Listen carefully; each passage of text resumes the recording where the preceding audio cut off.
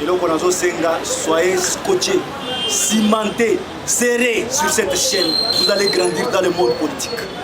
C'est la seule chaîne qui vous ouvre le monde.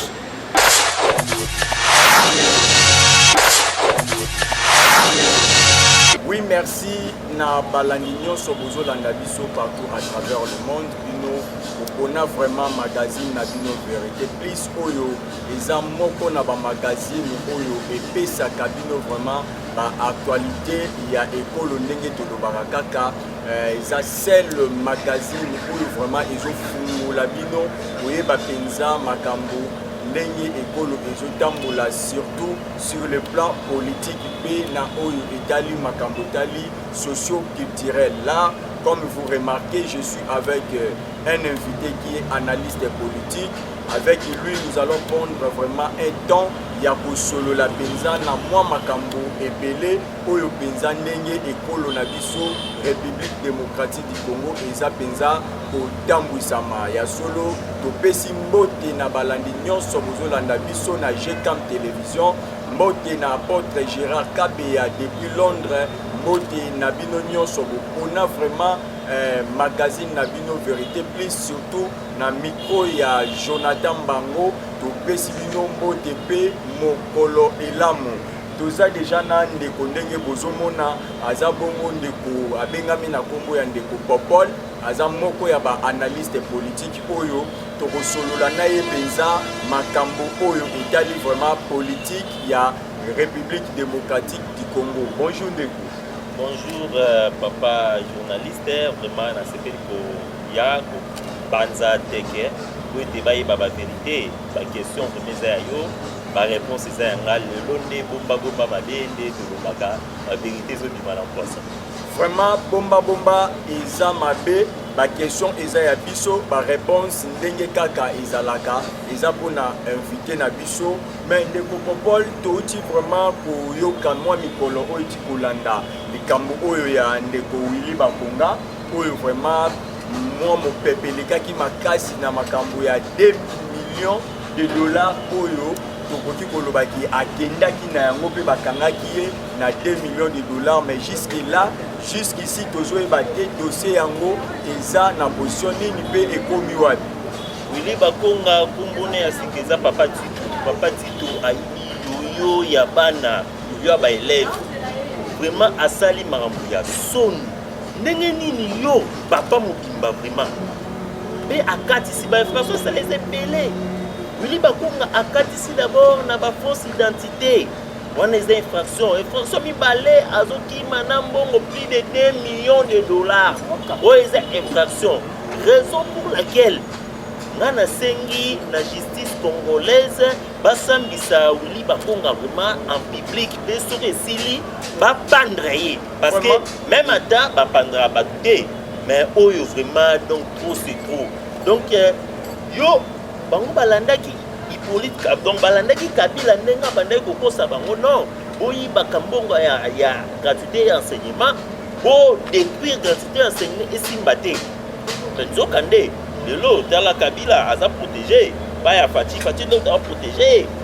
mais tala ndenge bino bokomi kokangama omoni Willy Bakonga olakisi vraiment osambwisi biso ba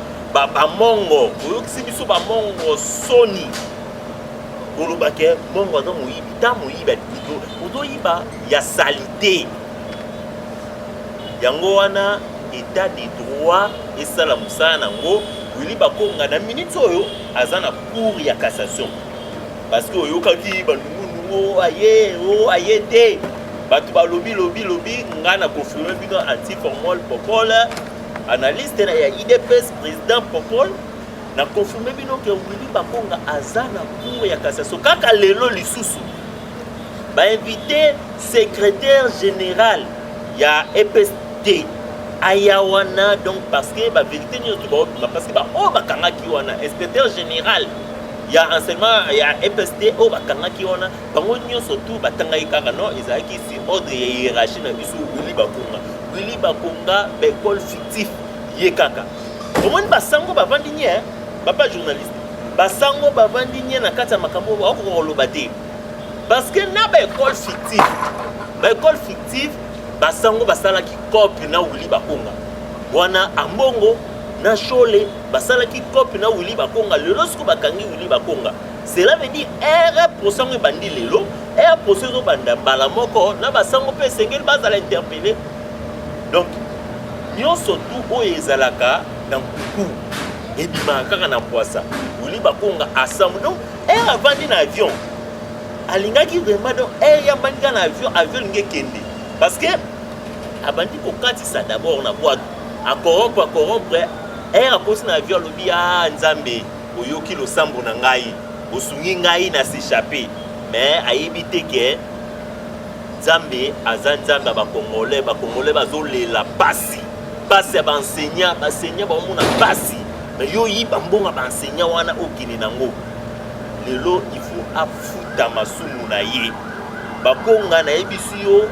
ozofuta masumu na yo parce que toza na kanda makasi mais ndeko Popol kota la personnalité ya Willy Bakonga c'est un grand monsieur oyo vraiment aza na bambongo ebele toloba même ba école ebele oyo aza nango est-ce que 2 millions wana vraiment eza ya solo topé parce que tote kolanda na mikolo ti koleka balobi deuxième ya Braza ba déclarer ki bakanga ki na mbongo te est-ce que dossier wana ke wapi dede eza na mopepe moko bazo kanga batu oyo baza koyiba mbongo to baza ko détourner mbongo na caisse ya l'État mais mbongo wana ezozonga te na caisse ya l'État place wana penza to lobani 2 millions wana est-ce que ba récupérer yango gouvernement a récupérer to eza toujours na maboko ya Willy Bakonga malgré baza ko poursuivre na justice. Bon ba image ezali ba preuve ezali oyo Willy Bakonga akimaki na 2 millions raison pour laquelle nenga yeboyi justice na sa musala na yeba oyebisa pesa de pas parce que 2 millions wana sans compter ba mbongo mususu ba millions de dollars mususu 2 millions wana ezaki mbongo bapesa ki ye pona asala makambo oyo ya COVID-19 papa ye mbongo wana nyoto kenda a justifier mbongo wana te siko na intention nini parce que ordre pesa makike un ministre boki ko bimate ministre ko bima même na province na binoté ordre pesa mi bongo mais ndenge nini yo ministre yo soko yeba yiki osali mabete oyeba yiki oza semu siko okati Braza pe na ndenge ya nyamu mpona nini yango wana état de droit ezosala mosala nango tellement à comprendre eloko ebangisi ye nini eloko ekimisi ye nini amoni ke non mutu mpe oyo akoti na makambo ya gratuité ya enseignement ngo ministre ezali Tony Mwaba oyo banda kocoince dossier ya gratuité à comprendre ke akosambwa vraiment bavérité nini otour ebima olobi awa na ozwa ta 50 ans en coma donc caméra route a qui 20 ans mais il y a plus de 20 ans alors niveau na luka tout la musia zaza donc na minute yo matia kitoko Willy Bakonga alali de na cour à cassation na parquet à cour à cassation azuda pour mais eloko kamwa Willy Bakonga era continue na cour à cassation kaka jour moko Willy Bakonga omi olela ono azana epilepsie malade ndeke ono ya bela malade bandaka lobela malade ndeke te Willy Bakonga kaka bakangi yo kaka jour moko bandi olela Willy oza malade ndeke tika ba aventure wana bino bolinga koyiba mbonga leta po boyebi ke mbonga leta babokela yango mbasu te soki babokela mbonga leta mbasu ba enseigner ba souffrir dala Willy Bakonga keba en plus na minute olelo nazo yebisa yo na kati ya Sénat ba suspendre même nani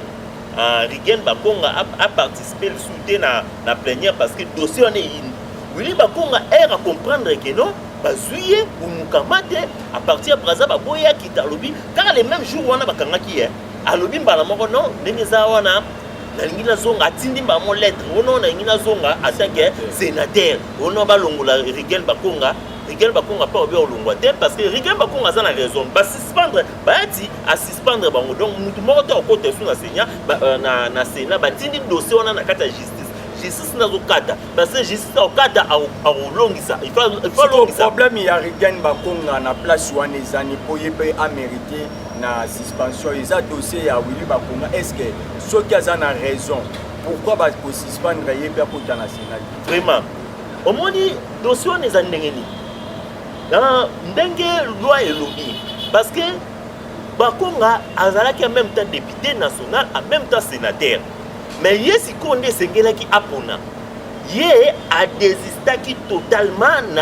na sénat mpona tikala na assemblée nationale donc ndenge adésisté soki azalaki adésistaki kiministre soki ezalaki adésistaki na sénat mpona koma ministre soki alongwi ministre akozonga nde na sénat mais ye adésistaki na sénat pona assemblée nationale donc cela veut dire pour dire bon atikala na assemblée nationale à perdre place ya sénat mais ere banommé ministre place ne ya assemblée nationale atie mwasi na ye soki alongwe akozonga na assemblée nationale parce que aponaki assemblée nationale mais ye siko ere amoni ke eza mwasi na ye alingi aboyi atika mwasi na ye atia leki na ye Rigaine Bakonga tala esprit na bango nde bazalaka batia kaka bandeko na bango basipule na bango basi na bango bana na bango na bapapa molaire mpe bazala baje oyo yango wana Rigaine Bakonga ere atiaki ayebisi na kati ya biro batali baobi toprendre na biso art ndenge Bakonga asengi azonga na sénat toprendre na biso art mais makambo wana justice nde elandelango bango mibale mutu moko te ocg na kati ya Bakonga sikoyo alinga asa ndeni alinga aluka baimilité moko boye mais toza ata na cas ya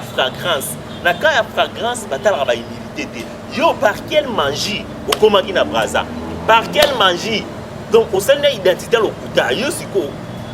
ouais, parce que eza na identité moko te oyo bakomi Willy Bakonga na elongi oyo ya Willy Bakonga oyo ekotaki na kati ya avion ya oyo ezokende France na kati ya Braza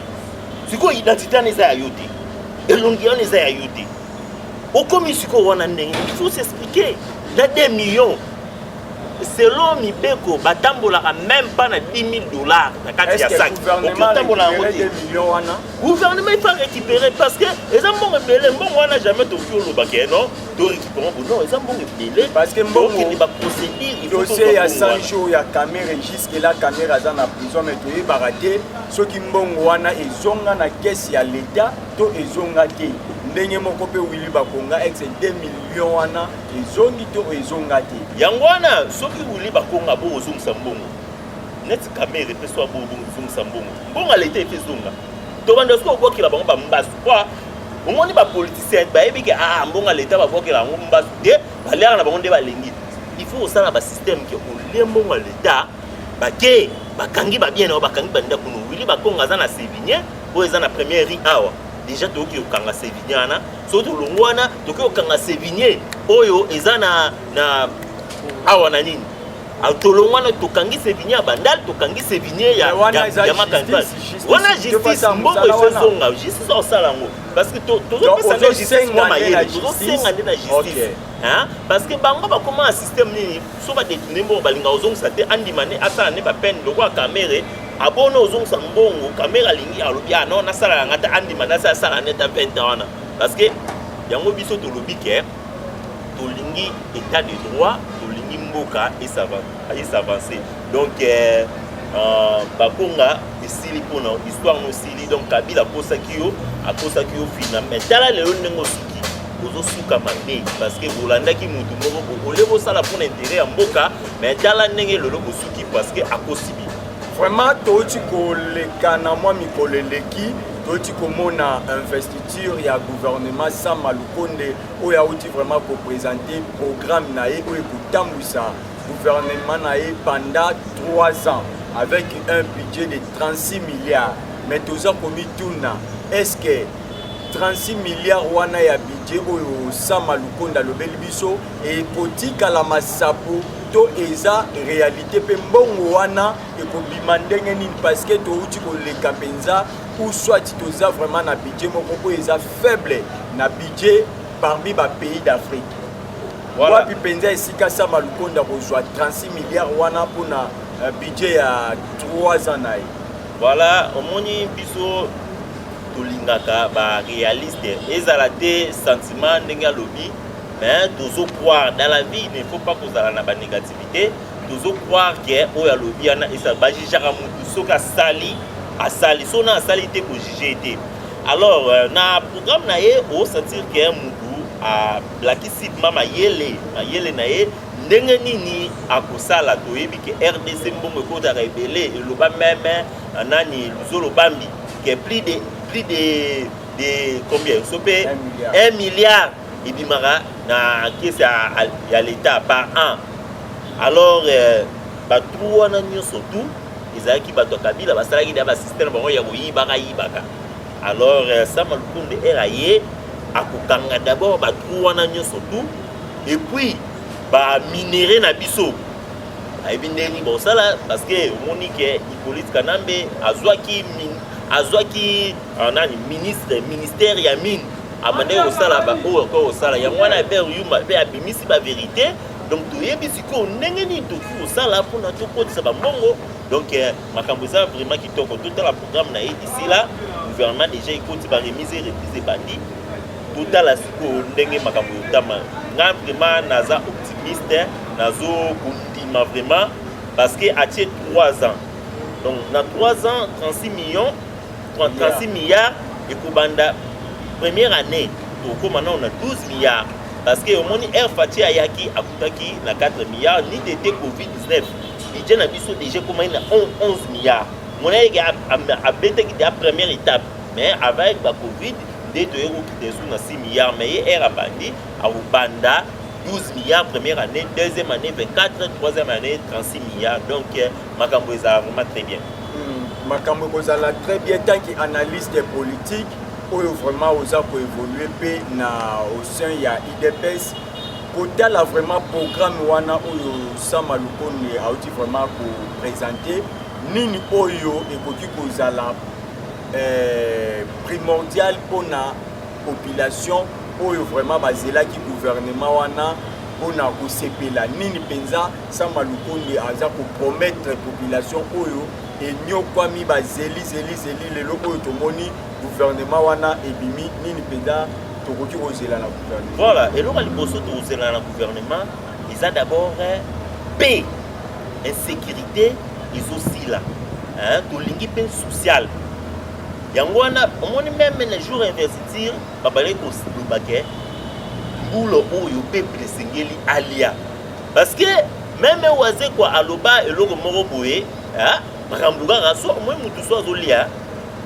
Vous à la l'aise. Que demande le peuple? Que demande le peuple? Voilà, peuple a sengi atanga malamu, peuple a sengi azala hospitalisé, peuple a sengi alia. Yango wana siko gouvernement ou les gouvernement responsable, mais le coup là peuple a sengi azala na sécurité parce que so zolia malamu oza en sécurité te bien te. Yango wana guerre ya est ils aussi la ndenge gouvernement oyo ekoti en fonction au monde d'aba remise reprise salamaki, au monde qui batu basalaki nyoso tout. On a remise et reprise ça la maté. Et Kabila a pesi bambongo par-ci par-là pour na lukanga gouvernement écoute en fonction parce qu'il y a que ceux qui gouvernement écoute en fonction ministre de défense au Batiwana ba ko déboulonner ba rebelle on moni même Fatia lobby cette fois-ci ba kondi malisu ministre de défense à lobby cette fois-ci a kondi malisu te ba Rwanda ba kota na kati armée na biso parce que na kati armée na biso ba Rwanda ba za bien ba ote ka secret et sengeli ba sala vous réforme ba ba ba banga que ce gouvernement poti réforme yo salama réforme ya er salama guerre ici na est yango le ko ne bank si ba makasi dans la minute so ba za matre d'ici insécurité aussi la batte est na rassurer bino sa l'ombre de lutte pour kitsa mutema lokola na monaki bana ba politicien batu oyo bazolinga mokulu na este babandi kotinda ba élève bana batu ba élève ba yebi na bango loko te parce que bazana maturité te bazana moins de 18 ans bazana maturité te ba yebi loko te mais bino bongo olalisa bango libanda ba kende pa ya mère à vie ba senga ke ono Fati Beto aya na este na boza la calme Fati Beto pona ya akoya te na volonté na bino ya lo ba ki amoya na este non amoya na este RST et kokoma na paix. Il y a raison pour laquelle atindeli bino ba commando. Omoni plus de 1000 commandos ba kisina ituru omoni ke ba mama ba ituru wana ba komi ko sepela. Mais bon ezamba la liboso te parce que Monisco azakuna phare DCP izalaki kuna exe ba o bazala kuna bazala ba commando te. Bon. Est-ce que guerre à est tokoki ko joie espoir na ba commando oyo bazakuna oyo ba kei parce que les soldats peuvent aller pour il y a insécurité dans l'Est et qu'ils allaient insulter. Raison pour laquelle Fati Beto va y avoir un gouvernement. Ce qui n'a pas été sûr, Kabila a fait ça qui est bon. baya Richard Muyej aya awa baluka moyen nini ya corrompre ba député pour être ba investir gouvernement ote yango plus de 412 députés ba voter ki ke investir ya gouvernement pour être ba banga ki ba député musu ba banga ki ba banga so ba sakani ba nga ba zwara frappe na bango wana parce que oh mais baza ba honorable pourquoi obeta ba non banani balinga ba beta ba non bango basali musala na bango to beteli bango maboko usali musala moko ya malamu mais bazaki ba musu bazaki na ba fo ba bulu oyebi ke mboso président mboso na pesa ba député pétitionnaire ouais ba musu bazaki na fo bulu parce que za ba musu ba uti FCC wana bazaki na fo yo mo ete ba ba qui sont pour jusqu'au télématé parce que population tout le monde yo ke yo télématé oh ndako na bino pe to yebi yango ngombo na ga yo mo sort non ngezala donc ezaki pe bientôt yeba nani azana biso nani azana biso te donc ndenge investiture ya gouvernement ne salami eza vraiment moni ba remise et reprise mbala moko bandi ko salama raison pour laquelle ba gouverneur ba kei ba mimi mboto ko salango ba ozui ba sele ya la kuli wana oyo ba ko bloquer mbongo ya mboka azo soit chef de l'état Fati Beton a refuta ete abimisa mbongo afuta Fati Beton rien mais azo bimisa mbongo bona afuta Hippolyte Kanambi raison pour laquelle au monique même ndenge ba juge oya cour constitutionnelle à côté au mona comme on déclaré ba loi nyoso wana oya Kabila o asala ki pona ba avantage na ye akolobango eza inconstitutionnel na sankuru toti koyoka ba député ba betani makofi comportement wana eza ndeni pendant que union sacrée déjà tout le ba union sacrée na mopepe ya ba makofi na kati ya parlement lisusu bon au moins mopepe oyo ya ba makofi oyo ebandai baya mabunda muta a initié ngo la nsi batunde ba betaka makofi eza Janine Mabunda na ndeni au moins il joue au Janine Mabunda est-ce que banda histoire la parlement est-ce que banda yo mona dans le parlement na biso RDC makofi betami ebandika pa Janine Mabunda aboyaki akoya tellement ere atindi ba beta makofi ora yeba itire ba député IDPS parce que combattre anes mona biso to beti pe bon en désordre raison pour laquelle mon peuple wana qui na Sankuru na assemblée provinciale le l'assemblée provinciale ya Sankuru ezala ki ba investir gouvernement oyo ya Mukumadi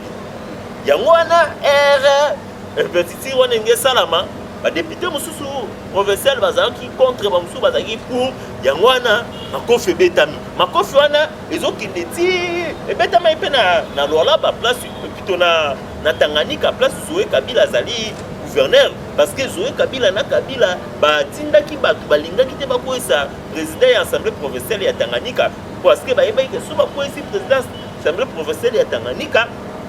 na moins de 1 mois on s'appelle Zoé Kabila ya moi makofi betama ikuna mais la loi ezanga likolo président assemblée provinciale wana akoyaki ata lobaki biloba mais akoyaki yango wana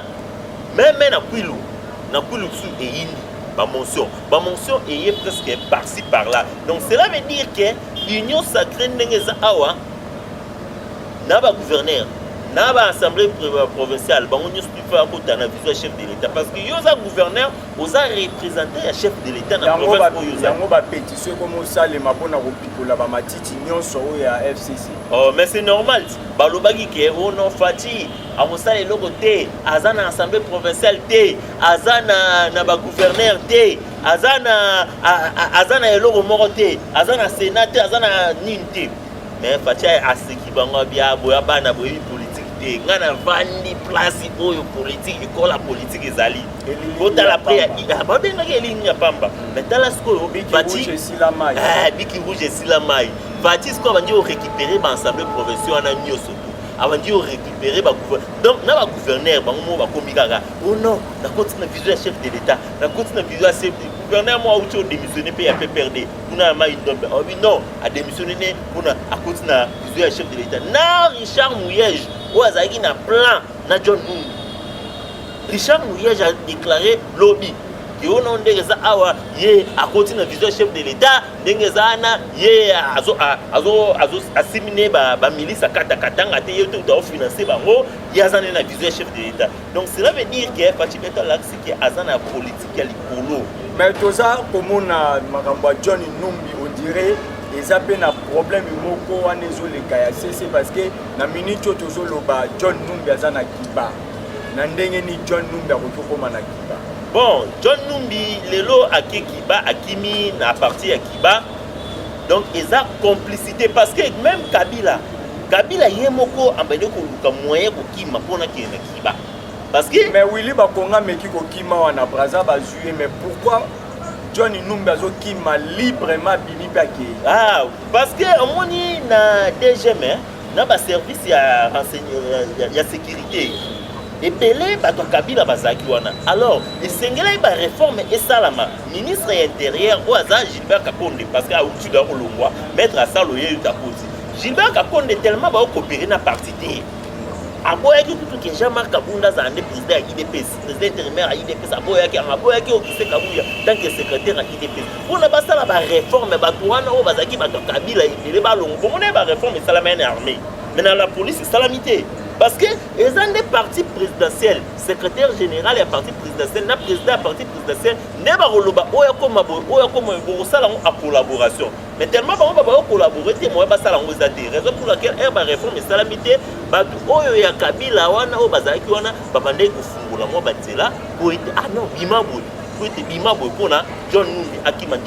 akimi na Zimbabwe. Or Kabila akenda pe na Zimbabwe. Utaki place utaki wana Kabila kende na Zimbabwe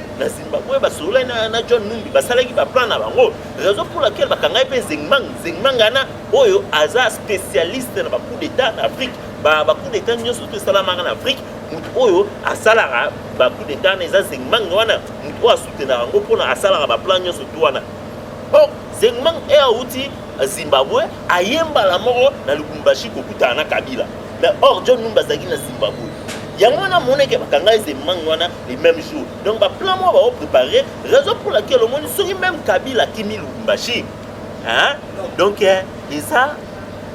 politique moko likolo il faut comprendre, il faut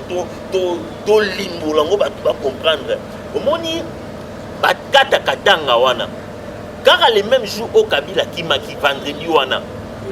bakata katanga wana ba préparer qui déjà basa la insurrection moi makasi Kabila nda yebaki yango Kabila yeba biloko nyonso wana ba John Numbi raison pour laquelle quand les mêmes jours wana Kabila kimaki te akendaki moi couper misanzoto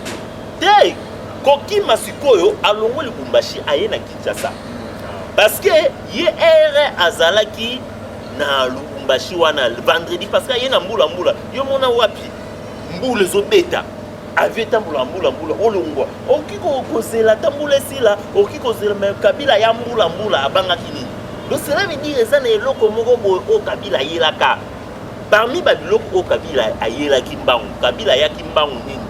ayebaki keno ndenge zana bakatakatanga wana tellement ba préparer insurrection moi makasi or service ya renseignement ya Fatigue na ba Israélien ba signaler yango na bakendeka les mêmes jours na église wana ba putani na bakatakatanga ba okatanga ba zoloko bakangi plus de 80 milices wana ya bato katakatanga oh milice wana basambi ba jona ba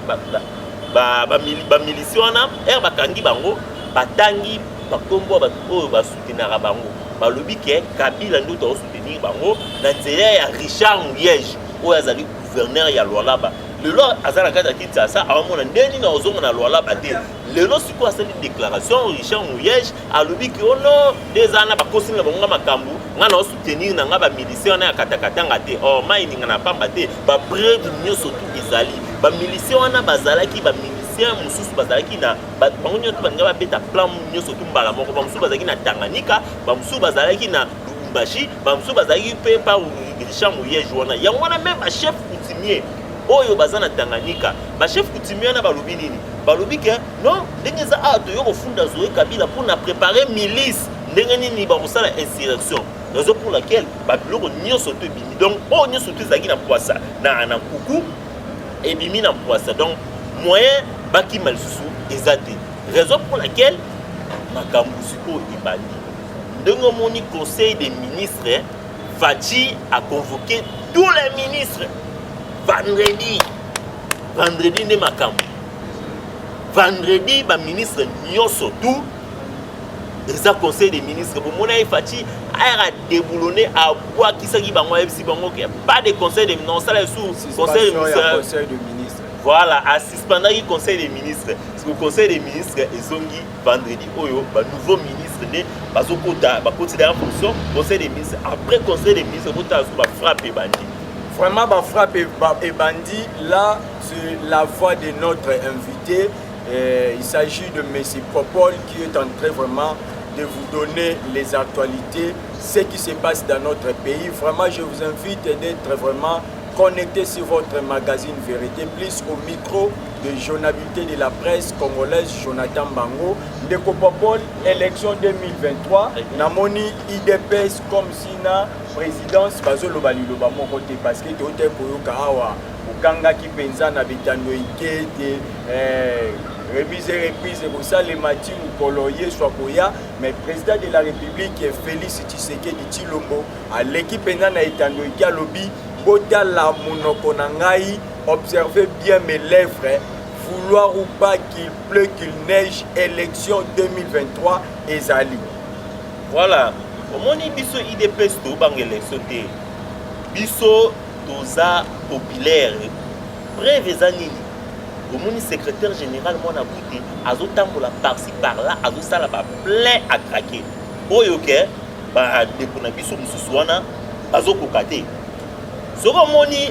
ba moni Augustin Kabuya bandi kotambola bango pe bandi bamata babanda kosala mwa ba aventure na bango mona net basali ba aventure ono to ngito marché pona insécurité na est ono mais bino bo baige boko sala insécurité pona ba aventure ba yate bon marché sous contre insécurité ndeni wana eza ba aventure bazo sala wana donc biso to banga élection te élection en 2023 to ko gagner ba élection haut les mains. Parce que cette fois-ci, tout ça, l'élection de tout ça, en 2018. En 2018, il y a eu IDPS à la chaîne où il y a la mobilisation, où il y a IDPS à la bien. Tout ça, on a démontré. Vous allez en voter élection pour la 2023. À quelle base IDPS a gagné, a remporté les sous-victoires, dans quel bilan vous représentez le peuple congolais? Très bien. Il y a un place tous avons na loko à 10e brilo tous à 10e autre tous à la chaîne belle autre hein donc cette fois-ci tout ça l'élection en 2018 tout ça qui Seni Kabila zo qui Seni a tient na poche na azu pour consommer la tient na poche na mais cette fois-ci tout kinde élection na ndenge moko ya malamu raison pour laquelle bilan na biso oyo to banga déjà non c'est banga CG Augustin Kabuya comme banga déjà ya koyebisa déjà que bilan il y a 3 ans au etikali ezali partitionné. Non, CGR à lobby, CG a salle d'interpellation pas à Moïse Katumbi, pas à Batu Ensemble, pas à Batu MLC, pas à Batu ya INC, pas à Batu Bayati. Ba sali bango interpellation que ndere boyo na gouvernement yo F Bazaïba, ya go travailler pour l'intérêt de la population. Quand il y a un freinage, il y a un freinage pour oh non, ils ont fait un bilan zéro. FCC va le bilan zéro. Mais 2 ans, on a tout travaillé là-bas. Bilan, on les a partagé. FCC na cash. Nenga mo pe yo F Bazaïba, yo MLC, yo INC, yo AFDC Bayati, yo ensemble Moïse Katumbi. Il y a un blocage pour nous en 2023 où il y a un prétexte que non, bilan est qui en IDPS. Non, il y a un interpellé par rapport au bilan na to kabulongo bisonyo surtout. Alingi ko loba Augustin Kabuya mona bouti secrétaire général, alingi ko loba teke to ko échouer pour en 2023 to peut sa raison que bilan est bisonyo surtout. Bisonyo obi que to ko réussir. Bilan est ya bisonyo surtout. Mais yo soko ya kina intention ya ko bloquer. Soko bloquer pour na prétexte to loba ki atala IDPS échouer. Wana yo posa na kati échec wana mais échec qui vous a la tête Fati beto ça va jeter biki rouge kala soki ba Janine Mabunda ba zuba film wa kekele ba ilukamba ba zuba film wa kekele ba tunda ya kasende oye mei on ne peut pas nous intimider ba zuba film wa kekele bongo sikoyo yo oyo ngai nani un ministre moko boye songolo pakala donc to ebisi yo ke biki rouge ça cette fois-ci Fati beto azana ta ya osa buzo baté parce que toyebi ke 2023 ezali ba oyo balingi ba ya ko tia minduki na bango ba bloquer ba tia minduki na bango esimba te donc match ya kitoko tozo zela vraiment makambu il y a bien vraiment la carte du gouvernement au dé et continue déjà en fonction. Vraiment, match Kitoko, toujours vraiment cochité vers la fin de notre émission d'aujourd'hui avec moi Namboka Popol, où bengi communicateur ya IDPS, aza moko na analyste politique, où to solo lina penza makambo tali ekolo kasi moi Namboka to éviter gouvernement Sama Lukonde ati ko bimisa nini penza oyo tozo zela to peuple congolais azozela na gouvernement wana. Est-ce que ekozala kaka gouvernement ya ndenge bazolobaki ba ya ba discours to ekozala penda gouvernement oyo ekolatisa pe Congo image mususu ya sika? Voilà, na gouvernement oyo tozela no dollar ekita avantir te yango wana conseil des ministres ebandi vendredi à partir de samedi, lundi, à partir de lundi déjà, dollar de Jésus quitté, aux chité, voilà, sire, tous os élèves souffert à détournement, miyibi surtout bakangama, miyibi sila, ils allaient soutenir parce que miyibi zagi système à Kabila, zagi système Kabili auto combataki, tous os élèves sila, tous os élèves sous nini, tous os élèves social, population congolaise, tous les kitoko, tous os élèves amélioration ya ba salaire ya ba ba améliorer ba salaire ba no futama et que muta futami mambo wana comité na moi musu c'est salaire ta 2 mois donc tous os élèves ba biloko wana tous os élèves PP insécurité et si là bakuluna bazala souté est vraiment donc éco vraiment kimia éco ta entreprise na biso tombwama ba mine na biso comment teka mama ba ressources minières na biso et comment teka mama lambo l'autre aux la gouvernement ça m'a payé ko sala mabongo vraiment éco sala mabongo ba komesana ndenge kaka tozoloba ba komesana malgré état de droit eza vraiment fimbo ya kekele oyo ko frapper vraiment komesana na comportement nyonso tout oyo bozalaki na yango soko zalaki moyibi kwa état de droit eye omesana ki na moyibi omesana kaka soki tozoloba bakomesana na ba sensi nyonso vraiment tokomi na suka mwana mboka Popol na éviter bandeko pe bazolanda yo bakosepela mwa numéro po ete babenga yo pe liloba ya suka oyo lingi kopesa bakongomani nyonso pe badiaspora oyo bazolanda yo partout à travers le monde. Merci papa journaliste. Avant d'appeler numéro na ngai libanga suka na préféré na loba natali sa population congolaise ba prophète ya Lokuta na ba prophète ya Solo tomoni FCC ba prophète ya Lokuta ya FCC baloba kinini Bolandi oyo ya 50 ya télé 50 wana alobai que non FCC to sali stratégie ya ko perdre momentanément présidence pour na to récupérer en moto za la mission en majorité pour na to récupérer présidence na sima prophétie na bango or ba monique prophétie wana échoué balobai sur prophétie on ne peut pas nous intimider pour monique le vous a intimidé en désordre balobai prophétie que vous allez paralyser et simbité balobai prophétie que non to que na cohabitation. Vous connaissez la cohabitation et simbité. Bon, le bail sous prophétie que l'union sacrée ko aboutir té. Nani némi le bail que Fati bientôt rejoindre majorité au té. Sera une majorité mais le lobo monique Fati bientôt azui majorité en désordre. Parmi ma prophétie ba le bail que Fati Sengel a respecté accord, soit respecté accord terre au monde o boyela e. Au monde ndenge nini dissolution bo monique makambo lokuta bomoni ndenge balobaki dissolution makambo lokuta bomoni pe ba prophète ya malheur o ya lokuta pona na chité bo permettenga prophète ya malheur o ya bato la muka balobaki ke fatia osala 6 mois na pouvoir te bomoni ke fatia sali plus de 6 mois balobaki ke ba recréer insécurité pe balobaki ke muzito balobaki ke fatia ozwa majorité te parce que Kabila ne yaza espère ya débouchage. Monique Fati Beto a une majorité en désordre. Donc, mais parmi les prophètes, Oyo, Bayebi, ya Solo, tout ça, n'a jamais Kabunzi, 520 gigas, ou le bail qui est pour nager.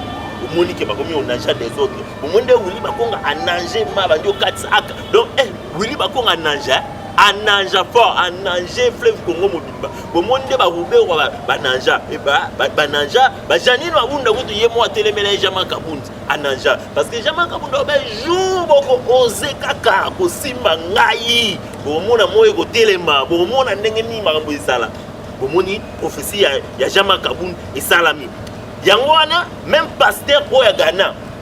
pasteur à Ghana wana alobaka ke zamba laksinga ke ozozwa pouvoir okoma président ya république raison pour laquelle ba professeur ne salami yemo pe prophétie à partir de top salami pour le mec a ko déboulonner système ba comprendre ah mais ya zana l'autre a déboulonner ndeni mais fati pe a déboulonner donc pour na kozwa ngai président Paul antiformol numéro ngeza plus 243 35 27 118 plus 243 90 35 27 118 wana so ozwinga obeta masonyo oto ya politique kitoko na pesi bino nyonso mbote. Vraiment merci botika la malamu bino nyonso bozalaki vraiment bolandaki numéro na biso ya magazine Vérité Plus mbote na bino bipai nyonso bozali vraiment botika la malamu pe tokuta